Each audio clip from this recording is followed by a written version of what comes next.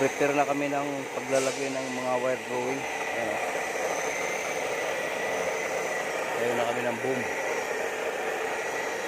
Then, kompleto na kami wire rod o. May mga wire rod na kami. Doon, marami kami stock na wire rod sa dulo.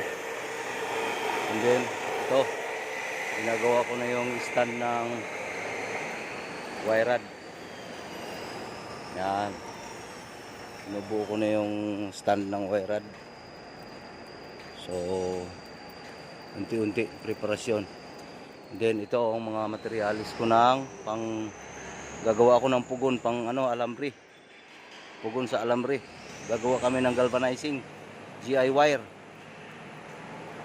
Ito ang preparasyon ko ng preparasyon ko ng lagayan ng makina ng pako.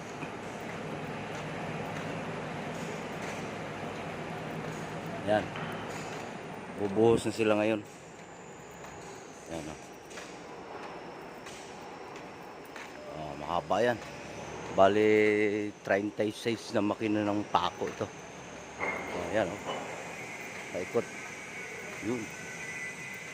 And then gagawa ako ng pugon para naman sa alambre panali. Ito yung mga gagamitin kong bricks.